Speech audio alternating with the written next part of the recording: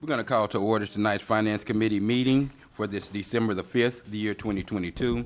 Before we get into tonight's business, we will have our invocation followed by Ms. Tracy McGee, as well as the flag salute if you'll stand at this time.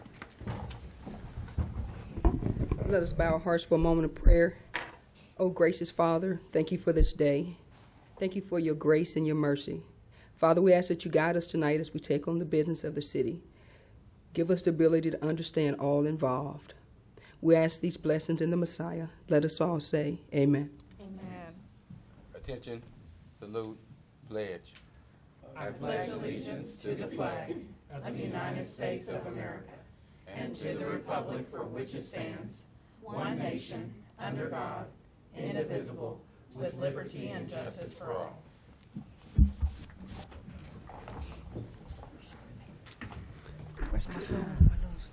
Finance Committee agenda item number 1, please. Consider approval of Finance Committee minutes of November 21st, 2022, or take other necessary action. After reviewing the minutes, are there any corrections or additions to our minutes? Move for approval. Second. I have a motion and a second to approve our minutes. Any further discussion? Roll call, please. Perlin Boyati Craig. Yes. Tracy McGee. Yes. Stephanie Jones. Yes. Alex Reynolds. Yes. Jamie Stout. Yes. Deputy Mayor Derek Reed. Yes. Mayor Marlon Coleman. Yes. Item number 1 passes. Item number 2, please.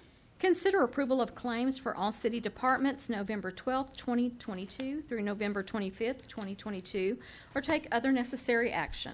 Do we have a report from the Purchasing Committee? Yes, the Purchasing Committee did meet this afternoon, and we approved the claims. I move for approval. Second.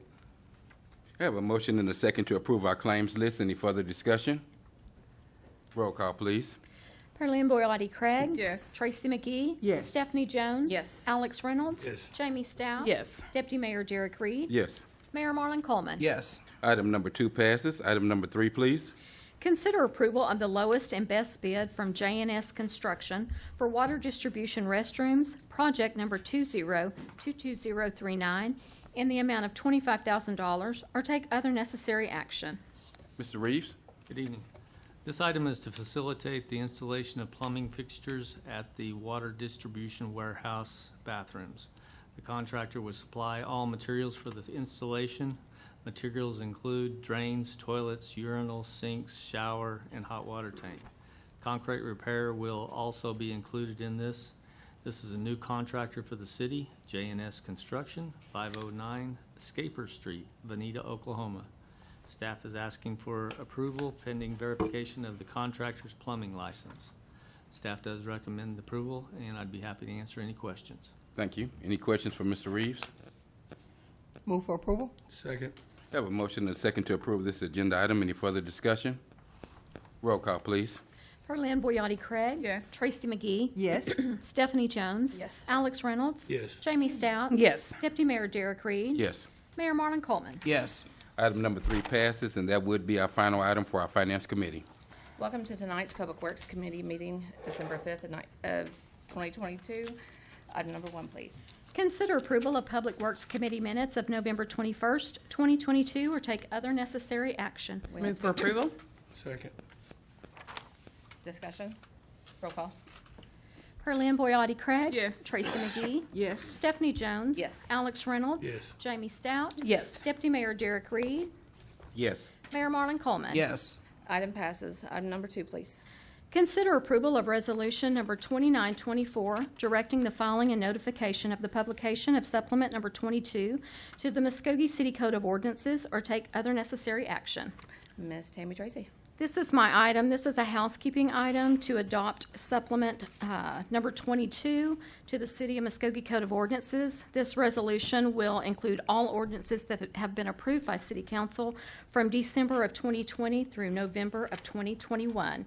I'll answer any questions and recommend approval. Okay, do we have any discussion? Or a Move for motion? approval. Second. Okay, discussion? Roll call. Perlin Boyati Craig. Yes. Tracy McGee. Yes. Stephanie Jones. Yes. Alex Reynolds. Yes. Jamie Stout. Yes. Deputy Mayor Derek Reed. Yes. Mayor Marlon Coleman. Yes. Item passes. Item number 3, please.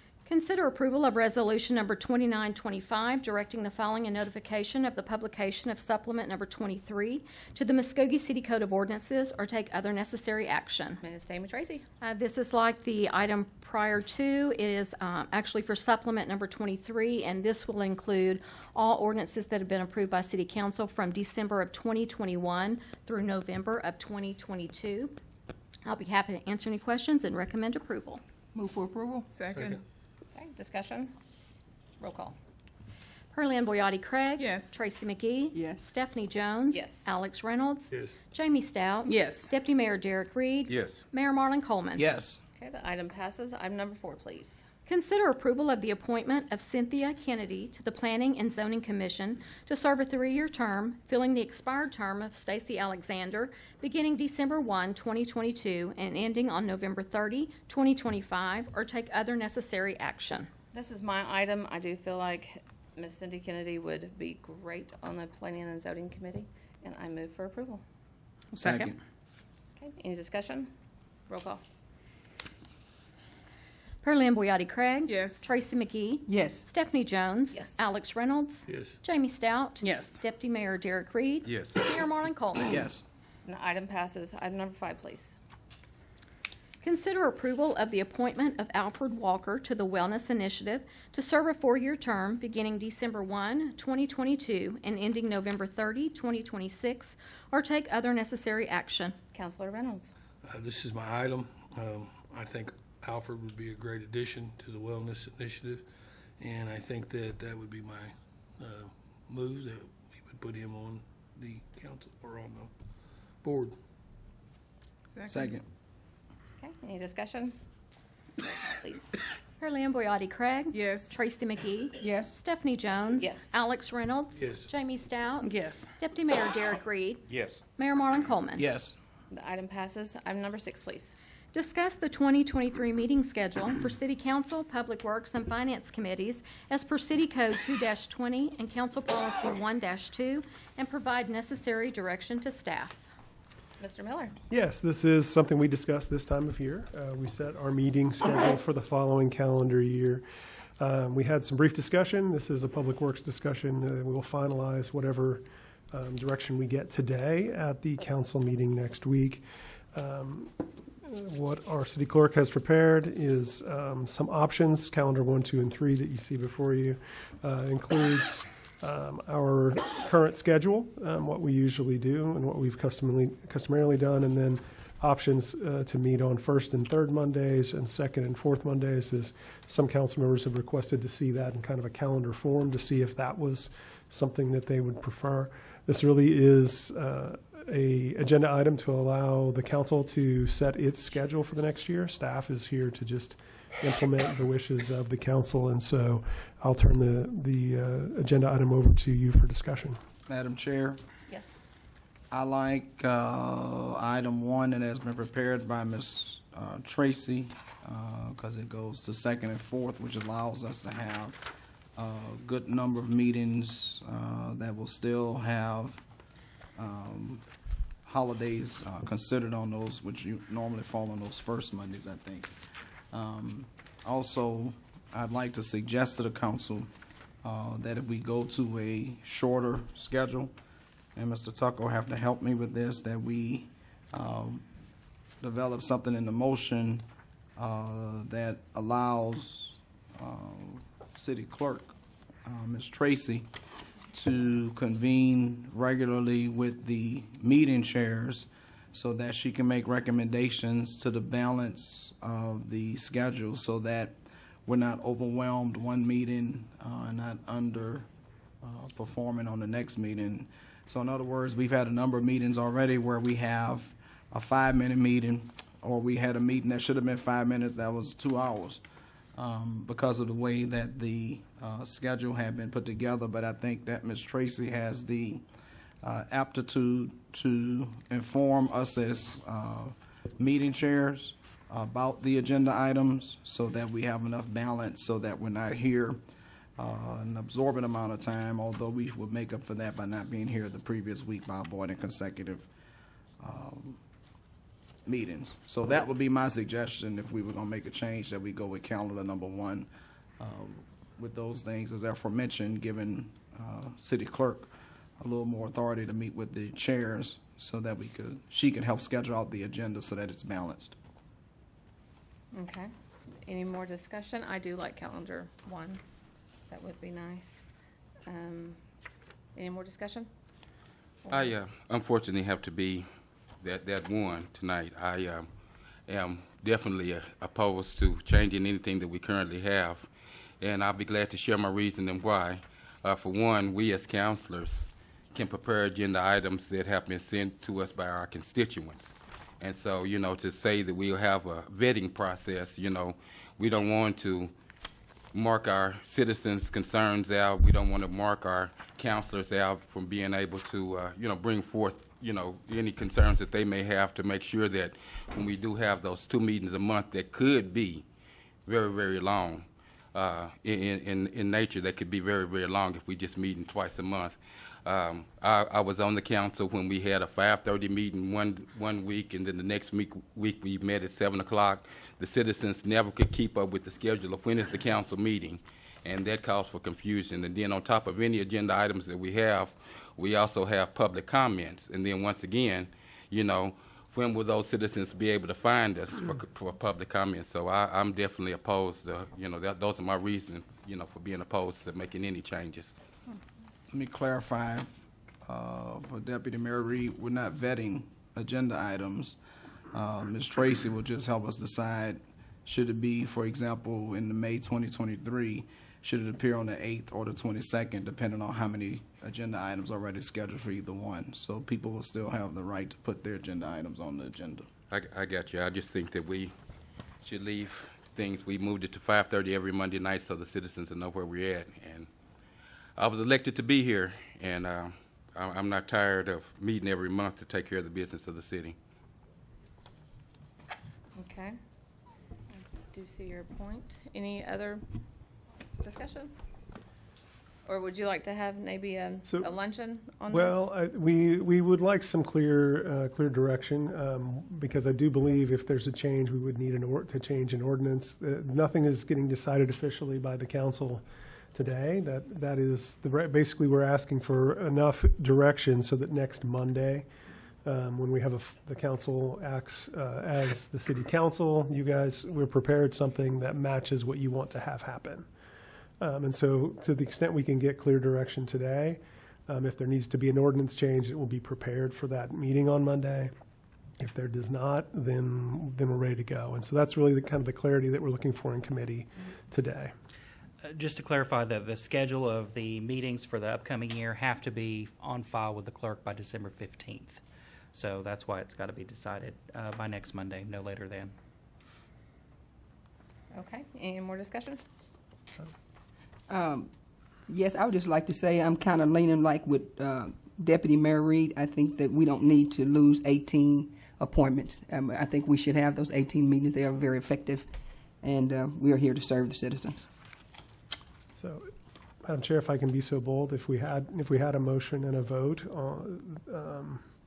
that would give the staff clear direction. Okay, do we have a motion on anything? My motion is as presented, with clarity that we're looking at calendar number 1. It would also include eliminating those last 2 meeting days of the year, which we eliminate anyway. And that it further gives direction to the clerk to meet with the chairman of the respective meetings to be certain that we're not vetting out agenda items, but just spreading out the agenda items so that we don't have one meeting that's top-heavy over another one. And that would be my motion. Okay, do we have a Second. second? Okay. Roll call. Carleen Boyati Craig. Yes. Tracy McGee. No. Stephanie Jones. Yes. Alex Reynolds. Yes. Jamie Stout. Yes. Deputy Mayor Derek Reed. No. Mayor Marlon Coleman. Yes. Thank you. We'll take that That's as the item. direction. Okay. Item passes, and this concludes this meeting. We will now call to order the special call agenda item for the Muskogee City Council for December 5th, 2022. Roll call. Mayor Marlon Coleman. Here. Deputy Mayor Derek Reed. Here. Jamie Stout. Here. Alex Reynolds. Here. Stephanie Jones. Here. Tracy McGee. Here. Tracy Hoos. Shirley Hilton Flannery. Herlin Boyati Craig. Here. Item number 1. Discuss and take action to permit the use of shipping containers and/or metal buildings for retail and restaurant establishments for a period of 90 days until a permanent ordinance can be prepared and presented for approval or take other necessary action. Members of the council, this is my agenda item. We've had this conversation as a part of those concerns that were brought to us by local businesses. Ms. Katrina Bodenhammer had prepared me some nice bullets that I can't seem to find. But I will say that one of the things that we're trying to accomplish here is to be certain that for sales tax generating retail and restaurant businesses, that they have the opportunity to use metal buildings for their establishments as part of their working environments. And so what I'm recommending to us on tonight is that while the staff is further developing the policy, and let me comment also on that there is a draft policy that is being prepared by the staff, but in the interim period, I think it would be fair to those businesses that have plans and visions that on a case-by-case basis for a 90-day period or until a permanent ordinance is prepared, that those businesses be allowed to submit their plans on a case-by-case basis to the Planning and Zoning Department, so that if they want to expand their businesses using metal buildings or containers, that they have the opportunity to at least apply to be able to do so. There's one business, I won't say by name, that has currently has shipping containers as their business. They have been looking at the possibility of expanding further to the south for some time now to expand their business. Further south is a direction that we've been looking at for economic development purposes in any case, that those residents in that area will not have to travel far away to be able to participate in that type of business. And so I think it's only fair and fitting that we would take this action tonight that will allow for this 90-day period for those businesses to submit plans to Planning and Zoning on a case-by-case basis to be reviewed. They will go through the same process. If they're rejected, they go back to council. We have the opportunity to help those businesses wherever we can. But I do think that this is the time to help those businesses now, that we show ourselves to be business friendly. If you look at the shipping containers that's in the Blue Dome District in Tulsa, they are nice without all of the stuff that we ask people to do to ours. And they are popular, and they work well, and it's a sales tax driver for all of those people. We need the same thing here in Muskogee, and I think that we're at that point now to make that decision to move forward in that direction. And so Ms. Bodenhammer may have some comments, but my motion, I'm sure Mr. Tucker was taking notes, is going to be that we allow the use of shipping containers and our metal buildings for retail, restaurant, sales tax producing businesses, that they have the opportunity to apply to use metal buildings or shipping containers for their businesses on a case-by-case basis during this 90-day window or until a more permanent policy is formulated. And that'll be my motion. The other thing, Mayor, I would add before you get a second to your motion is to further authorize a resolution memorializing that. Okay, I second that. We have a motion and a second with Mr. Tucker's revision. Yes. Any further discussion? Yes. What is policy today? Policy today under 900904, our ordinance, commercial district design standards, restricts the exterior buildings to be neutral colors that consist of clay brick, natural or cast stone, stucco, wood, those types of finishes. Mm-hmm. Specifically prohibited are shipping containers, plain concrete block buildings, utility-sized brick, so anything out of the normal size brick, aluminum, steel, other metal sidings, metal wall panels, aggregate, or you'll see some of the businesses that have the rough concrete finishes. Mm-hmm. That's prohibited. Corrugated metal, plastic, reflective surfaces. Also, our roofing materials are restricted. Tin roofs are very popular right now. Right. Those are not allowed under our ordinance. Oh, no. Yes, I've been saying I think that we do need a view and look at bringing us into code with the new move. So I agree. Thank you. Any other discussion? Mr. Reynolds? I was caught up in this unfortunate circumstance. We use shipping containers to build a greenhouse behind Max's. It's a great use of materials. We had 2 shipping containers separated by 4 parking spaces with a clear panel and metal roof over. We kept our catering stuff in one container, our Christmas decorations in another, and unfortunately when this became an issue during the original coffee shop issue, we were tagged as one of the places that was not allowed to have this. And so in the middle of winter, we were forced to break down our greenhouse and disband our greenhouse and move these containers where they sit now at Elgin Street, and we have to go down there to get our stuff. We can't go to where they were, and we lost about $5,000 or $6,000 worth of plants in the middle of winter as we moved all of this. So I can certainly say that this certainly does create a problem for people. It does cost people money. It does set businesses back. And when you're using these materials, they are a good use of materials. It can be a cheaper construction method, and it was a really, you should see the pictures of our greenhouse the way it was. It was wonderful. Unfortunately, we had to move it, and I would love to see us take action to help other businesses not go through the same thing that we went through, and also that the Early Rush had to go through as well. So I will yield the floor back to you, Mr. Mayor. Thank you, Mr. Reynolds. Do we have a second? Yes. We have a motion and a second. Further discussion? Roll call.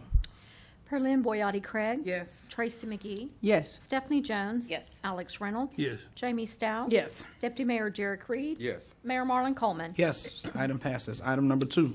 Consider approval to direct staff to prepare an amendment to City Code 74-237 Economic Development Fund by creating a new section to provide economic incentives to locally owned businesses or take other necessary action. I'm going to ask Mr. Garvin if he will come to the microphone at this time.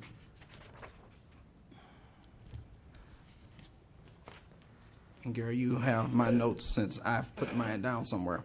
But let me say that the items number 2 and item number 3 are in response to the concerns and the needs of our local businesses who have said in clear terms that all they want is to have the same opportunity to expand that we would provide if we were doing an incentive for a larger non-local business or a national chain to be able to come into the city of Muskogee. And so what we've done is drafted the framework that will eventually be formulated into a formal policy concerning economic development incentives for our locally owned businesses. One of the things that we want to be certain that we are mindful of is that in the post-pandemic world in particular, a lot of our locally owned businesses, those mom and pop, as we refer to them, stores, did stay open. They did fight through the struggle, and many of them are not only owners of businesses in Muskogee, but many of them live in Muskogee. And so we want to be certain that they're able to make application to do expansions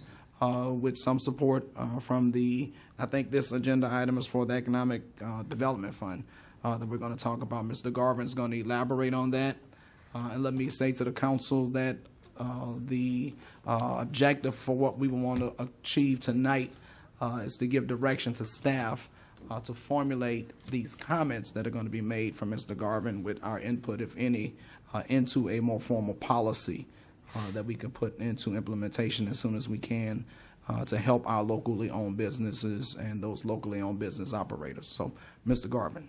And what we're talking about is amending the Economic Development Fund ordinance. Currently, we have the ordinance. The ordinance more addresses new businesses coming to Muskogee. It'll have a high impact, high-skilled jobs, high wages. What we'd like to do is to amend it, add a new section for locally owned businesses. With that, the first thing we need to determine is a definition for locally owned businesses. Of course, the business has to be located in the city. Does the owner have to live in the city? To me, that's a locally owned business if the owner lives in Muskogee, not in Broken Arrow or Tulsa or somewhere else.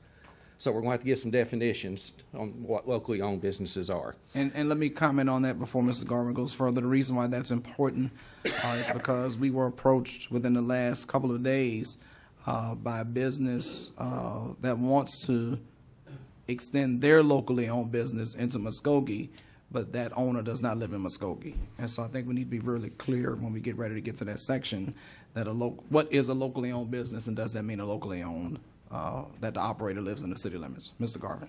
And what we'd look at is to provide funding, and we'd provide funding if they were bringing a new business to Muskogee, expanding an existing business, if they currently have a business but relocating, a better location, new facility. Also put in here they could apply for funding to purchase or replace equipment. If it's a restaurant, they need to go through and replace all their cooking equipment. They can make application for a rebate or an incentive. If their infrastructure coming to the facilities, bad water, sewer, stormwater, they can make application to get that replaced through this ordinance. And then also added fire and sprinkler systems. A lot of times that prevents a business from locating in Muskogee because of the cost of the fire sprinkler system. So those are some of the options that they could apply for underneath the amended ordinance. What you'd look at, the Muskogee Redevelopment Authority would determine what type of funding to provide. And what you'd have to look at is what is their total capital investment. Mm-hmm. You need to look at, are they creating any new jobs? How many jobs are they retaining? What is the salaries of those jobs? Are they $8 an hour salary, or are they $21 an hour salaries? You need to take all that in mind. You also need to look at what impact it could have on city staff, what impact it could have on fire and police services, water, sewer, streets, so forth, which in most cases it's not going to be a big impact, if any, but you need to look at all those issues. So all that would be included in the ordinance. The way I've specified, it would require 2/3 majority vote of the Muskogee Redevelopment Authority to approve any type of incentive. That's the way it is currently underneath the Economic Development Fund. We're also, underneath the next item, I'm going to talk about a sales tax rebate. What I've added into this one, they would be applying for one or the other. They couldn't go after funding from sales tax and funding from the Economic Development Fund. It'd kind of be an either or. And again, I'm making all these statements so I can get suggestions from y'all before we put the ordinance together. Basically, they'd make application, they'd provide all the information. That information would be put together by staff. Staff should make a recommendation to the Muskogee Redevelopment Authority. The Redevelopment Authority would then make the final decision on whether to grant the incentive or not. What we need to do now is just go back, try to get an ordinance put together, bring it forward, and let you review it. But is there any suggestions, ideals that you would like to add to it that you can give me tonight? Any comments from the council for Mr. Garvin before he starts his draft work? On the sales tax rebate, is that going to be predicated upon what their sales base is right now, and then Yes. what the overage would be in the future? I'm going to go over details on okay. that one next, but yes. Okay, I'm sorry. Thank you, Gary, for all your work on this. So do we need a motion, or do we consider this direction to staff? Mr. Tucker? You don't need a motion on this unless there are anything more specific than what Mr. Garvin has already Since articulated. it will be an ordinance amendment, we need to amend the ordinance, bring it back for your approval. Yes. Any questions or other comments from Mr. Garvin? Thank you. Item number 3.